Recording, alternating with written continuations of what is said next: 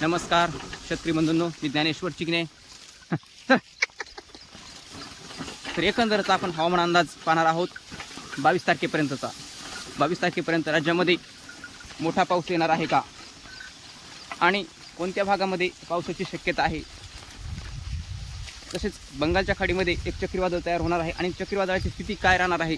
तर चक्रीवादळाच्या स्थितीवरून म्हणजे त्याचं स्पीड किती असणार त्याच्यावर अवलंबून आहे महाराष्ट्राचा पाऊसमान.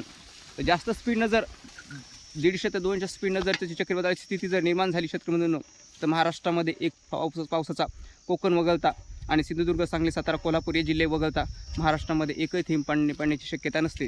आणि जर त्याची स्पीड ही 125च्या आत कमीत कमी 100च्या आत जर असेल तर एक साधारण 2 स्टेजमध्ये जर चक्रीवादळाची स्पीड जर असेल राहिली तर दक्षिण महाराष्ट्रामध्ये पाऊस पडू शकतो. त्यामध्ये लातूर, धाराशिव, सोलापूर, सांगली, सातारा या भागामध्ये पावसाची शक्यता आपण नाकारू शकत नाही आहे.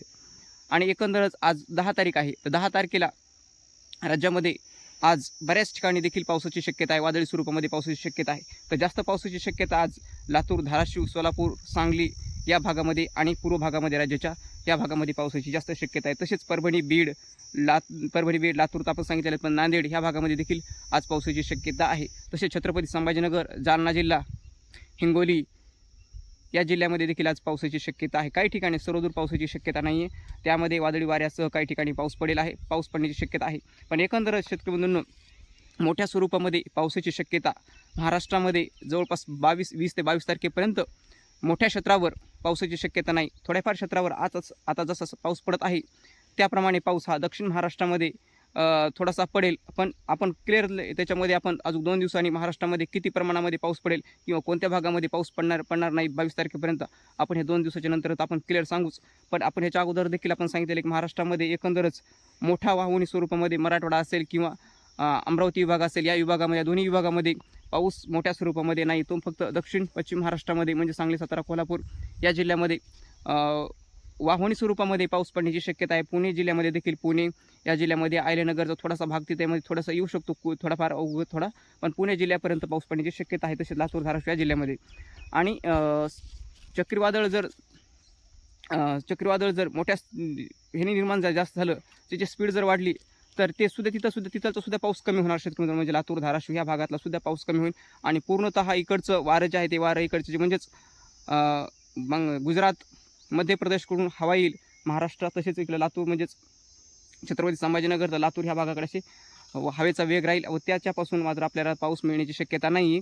आणि तो चक्रीवादळाचा ट्रॅक जे असेल तो चक्रीवादळ ही म्यानमारच्या दिशेने जाण्याची शक्यता आहे बंगालच्या खाडीतला. आणि दुसरे चक्रीवादळ आहे त्याचा थोडासा राहिलेला भाग, उर्वरित भाग जो आहे तो अरबी समुद्रामध्ये, आणि तो तसाच तो वरी पश्चिमेला, अरबी समुद्राच्या पश्चिमेला, आणि तो पुणे शहर आहे. पुणे शहरापासून 300 ते 400 किलोमीटर वरी पश्चिम दिशेला म्हणजे अरबी समुद्रामध्ये जाण्याची शक्यता आहे. किंबहुना आणि मुंबईपासून तो जवळपास 200-300 किलोमीटरच्या अंतरानेच तो जाण्याची शक्यता आहे. त्यामुळे महाराष्ट्रामध्ये मोठ्या पावसाची शक्यता नाही. तर आपल्या ऊसाच उत्पादक शेतकरी असतील यांनी आपली शेतीची कामे आवरून घ्यावीत. कारण पाऊस तर पुढे असा सुरू राहणार आहे. वादळी स्वरूपामध्ये पाऊस हा 25-30 तारखेपर्यंत सुरूच राहणार आहे. काही ठिकाणी थोड्याफार प्रमाणामध्ये, तर काही ठिकाणी 30 तारखेपर्यंत देखील पाऊस पडणार नाही आहे शेतकरी मित्रांनो. सर्वदूर जर असा पाऊस पडणार नाही.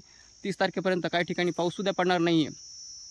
पण एकंदरच आपली शेतीची कामे आवरलेली चांगली आहेत. जर इथून पुढे टेम्परेचर म्हणजेच 20 तारखे टेम्परेचर जसं जिथं पाऊस पडेल तिथं टेम्परेचर कमी होतं. काही ठराविक काळामध्येच टेम्परेचर वाढलं जातं.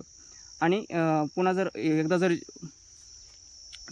उसाला जर पाणी दिलं तर पुन्हा हे वापसाला येत नाही लवकर. आणि त्याच वेळेमध्ये जर पाऊस थोडासा आला तर पावसाचं वातावरण तयार होत जर गेलं तर टेम्परेचर कमी होतं. त्यामुळे मग आपल्याला ऊसाची सरी हे पाडणं शक्य होत नाही. त्याच्यामुळे तुम्ही शेतीची कामे लवकरात लवकर उरकून घेऊ शकता शेतकरी मित्रांनो. तर एकंदरच मान्सून यावर्षी देखील वेळेवरच येणार आहे. आणि तो केरळामध्ये 31 मेला येण्याची शक्यता आहे ह्यावर्षी देखील. मुंबईमध्ये 3 ते 4 जूनला येण्याची शक्यता आहे. आणि तसेच मराठवाड्यामध्ये 5 ते 8 जूनच्या दरम्यान मराठवाडा व दक्षिण महाराष्ट्रामध्ये मान्सून दाखल होण्याची शक्यता आहे. तर एकंदरच 25-26 तारखेपर्यंत मोठ्या पावसाची शक्यता नाही. 28पर्यंत देखील मोठ्या पावसाची शक्यता नाही आहे सर्वदूर व्यापक स्वरूपामध्ये. पण आपण एक शेतीचे कामे उरकून ठेवू शकता शेतकरी मित्रांनो. तर हा झाला आपला अंदाज. धन्यवाद.